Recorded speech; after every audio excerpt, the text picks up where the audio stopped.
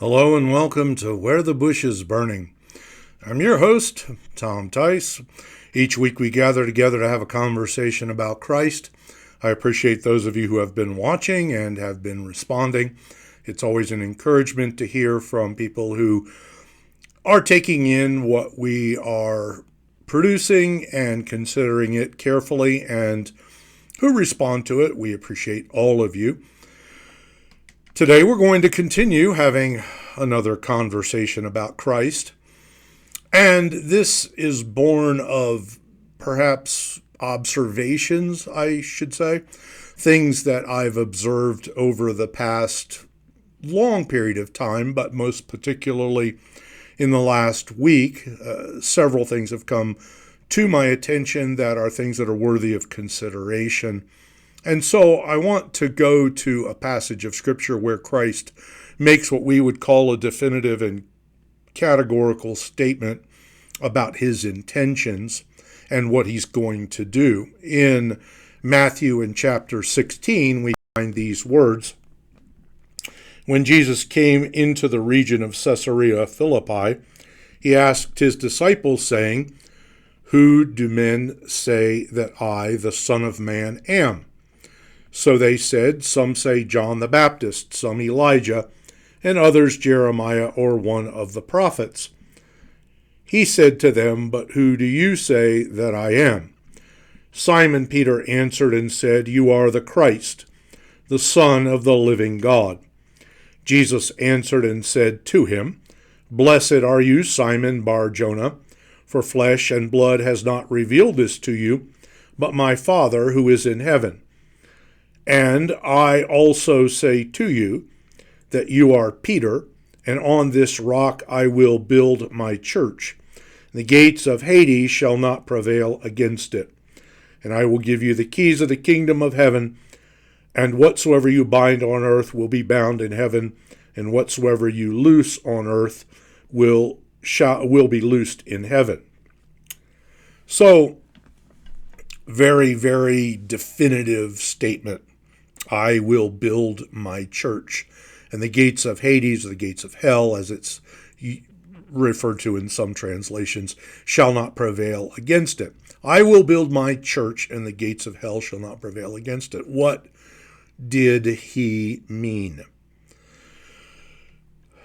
Christ is consolidating his disciples' knowledge of who he is and what he's doing.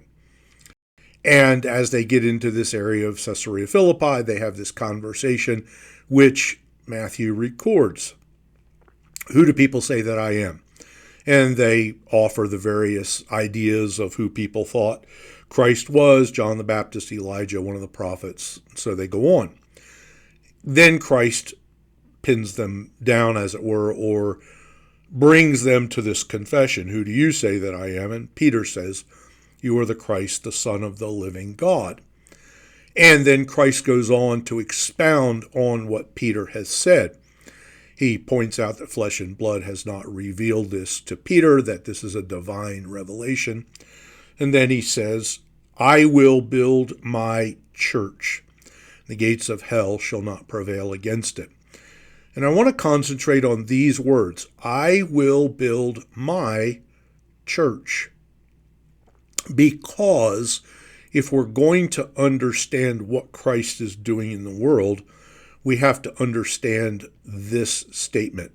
I will build my church. Now, understand, in human terms, Christ was a construction worker.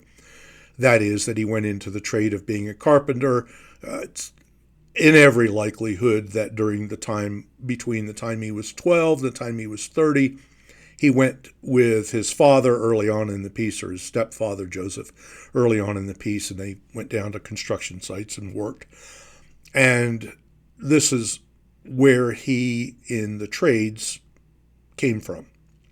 He was a construction worker, which is why it was rather remarkable when he began to preach that the intelligentsia, the people who were the school people, the educated people, the people who taught letters and that sort of thing, said, "Where has this person got this information having never learned, having never been to school, having never been part of our educational system.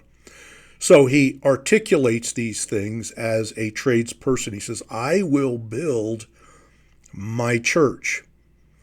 Now, is he speaking as divinity? Yes, you're the Christ, the Son of the living God.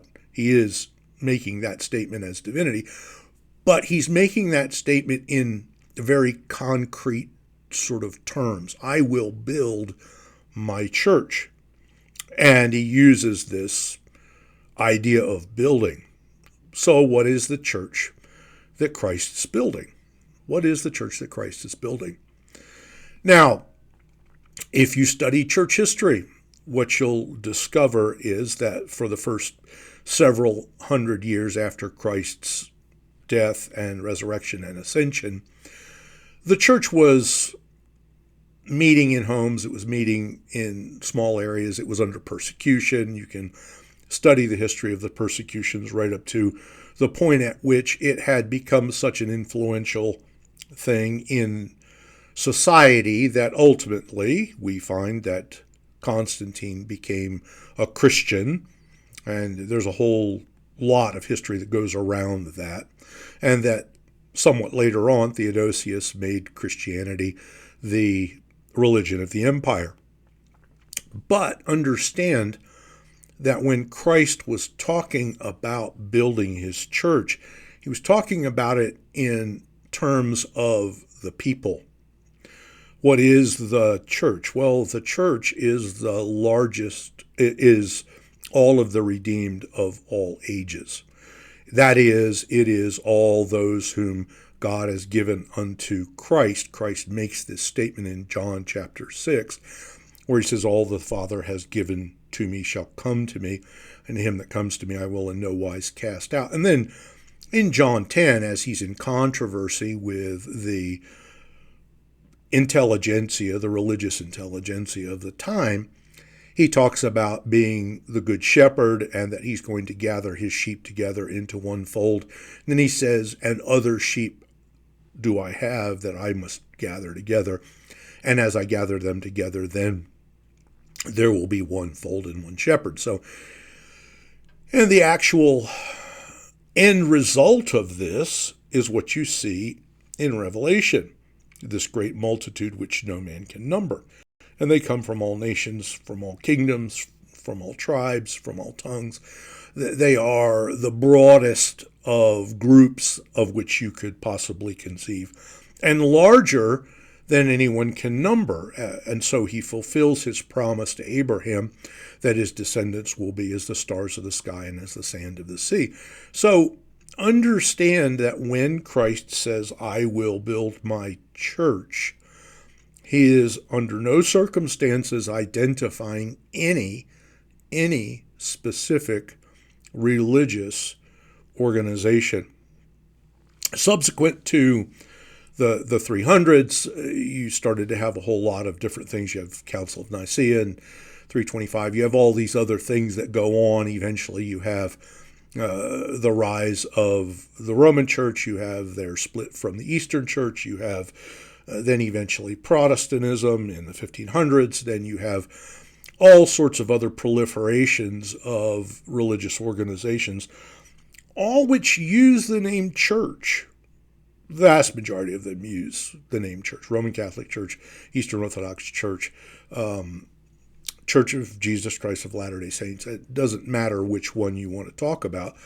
They all, for all intents and purposes, the vast majority of them, I will say, not all of them, the vast majority of them use the name church, by which they identify themselves as a assembly of believers, whereas the word ecclesia indicates the called out ones. So here's the problem, is that when you begin to identify the church as any particular organization, or one lays claim to the idea that they are the only true church and everybody else is an also-ran, you get yourself into trouble by virtue of the fact that Christ, in his original statement, was not identifying any organization. He was not identifying any particular religious group, nor has there ever been any real justification for that. The Church of Jesus Christ is all of those whom Christ has redeemed of all ages. And that is the church that he is building, which is not to say that religious organizations don't have some validity or don't have any usefulness. That's not what I'm intending to say there. What I am intending to say is that if you look at the church in the purest sense of the definition, and I believe that the purest sense of the definition is all of the redeemed of all ages, regardless of from whence they come, that great multitude which no man can number, then what you're saying then is that that is the church that Christ is building. So it cuts across a lot of organizational boundaries and a lot of organizational lines and a lot of organizational structures and a lot of the divisions that we see in what we call the church, if we're going to talk about it in terms of religious organizations, is just that. It is just a division where someone's view of Christ or someone's view of the Bible or someone's view of a particular issue, whatever that issue happens to be, is the ground upon which they're going to stand. It's the hill upon which they're going to die. And as a result of that, the net result is that we're right and whoever they is wrong. And so you end up with the divisions of Catholicism versus Eastern Orthodoxy, the divisions of Protestantism versus Catholicism. You end up with a lot of divisions as a result of the sectarianism that occurs in Protestantism. And there's a whole lot of that has gone on over the course of years. However, what Christ said is, I will build my church, and by that he meant all these redeemed of all ages, whom he would draw together into one fold. The Jews, the Gentiles, people of every stripe and variety, people of every color, people of every part of the world in every time in which we have had civilization existing. I will build my church. And it extends as far back as you care to extend it. I would argue that it would extend as far back as Adam and Eve, where the proto-evangelium in Genesis chapter 3 and verse 15 promises that the seed of the woman would come, that he would crush the head of the serpent, and that the serpent would bruise his heel. And so from that onward, we have this concept of the Savior. We have this concept of salvation. We have this concept of God drawing together this great multitude which no man can number. So in Genesis 15:6, we have Abraham believing God and it being accounted to him for righteousness. In Romans chapter 4, we have the explanation of the implications of what that meant as far as justification is concerned. If we consider the line of history over the course of human history, what we find is that God has been gathering together his people from the very beginning, and that these people are the church that he is building. This is the group that he is gathering together, and all that the Father has given him shall come to him, and those who come to him he will in no wise cast out. So we have to understand it in these terms. If we don't understand it in these terms, then we descend into, well, is this organization the right organization? Is that organization the right organization? Well, who's got the biggest portion of the truth? Who's got the lion's share of it? Is there anyone who has a corner on the truth? And the answer to that organizationally is no. No, there is no organization that has a corner on the truth, not one. And what happens is that people get dedicated, or people are dedicated to their opinions about certain things or their interpretations about certain things, and lose sight of the fact that Christ is the central individual in this discussion, that Christ is in fact the central person to whom we must be looking. Christ is the central person whom we must be preaching. Christ is the central person in all our considerations, who is the person upon whom we must concentrate. And Christ made this statement when he left. He said, "You shall be witnesses of me." Not you shall be witnesses of your organization, not you shall be witnesses of your particular interpretation, not you shall be witnesses of your methodology. No, you shall be witnesses of me. And so Christ is central and must be central. And what very often happens unpleasantly is that it is not that Christ is completely removed from the scene in these organizations, but he is shifted off to the side just sufficiently to where other things take precedence over witnessing to the person and to the work of Christ. The net result of that is you end up with a lot of wrangling, and these church organizations tend to divide and divide and divide and divide and divide. And I'm watching at this particular point in my personal history, I'm watching this happen in a particular group, and they are continuing to divide until eventually there's nothing left, really. And that's a problem, because what's happened is if you step away from making Christ central, if you step away from the person and the work of Christ, if you step away from that, if you just shift him off a little bit to one side or the other, you end up eventually degenerating into this kind of opinionated wrangling and arguing over interpretations and methodologies and all the rest of it. So here's what I'm saying to you today. And this is the simple message that I want to communicate to you. Christ said, "I will build my church," and that church is all of his redeemed of all ages. And that is the person, he is the person to whom we must continually point people. Say, well, what about all these other issues? You know, you could be talking about this, you could be talking about that, and you should be talking about this, you should be talking about that. There's all these other things that you should be discussing. Let's start with the primary issue. The primary issue is the person, the work of Christ. That primary issue is the one that we need to be discussing. He is the person that we need to be promoting. And all the rest of it will follow in due course of time in the manner in which it should, if we get that part of it correct, which is, I will build my church. Christ is the one who's doing the building. Christ is the one who's central.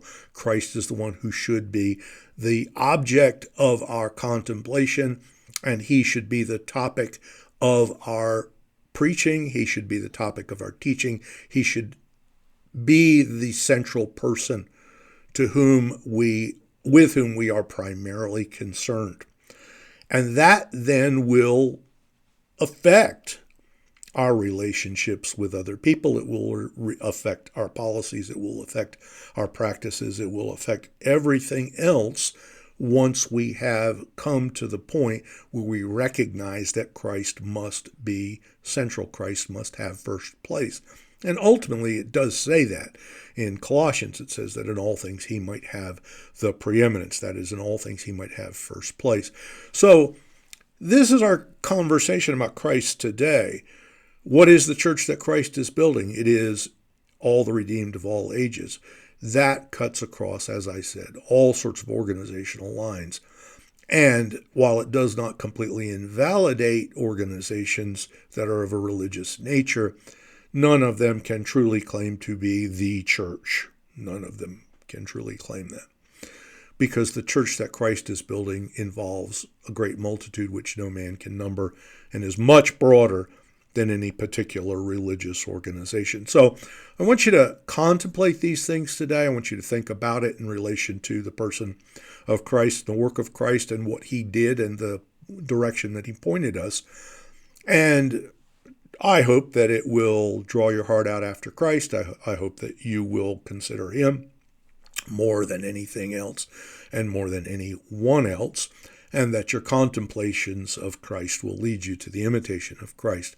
So that's our conversation about Christ today. Thank you very much for joining us. I appreciate all of you who have been watching and listening. If you would like to like and subscribe, we would certainly appreciate that. If you would like to get our devotional, you may find it at hopeharbor.church. That's hopeharbor.church. You could subscribe to Where the Bush is Burning on Substack. There you'll get the devotional. You will also get this weekly podcast as well. We publish there. And also on Sunday, typically each week, we publish an audio message from Hope Harbor Church. And you're welcome to find that at hopeharbor.church. So please join us. We appreciate those of you who are considering what we have to say. Most of all, we want to make much of Christ, and we encourage you in these things. We trust that you'll join us on another occasion here at Where the Bush is Burning.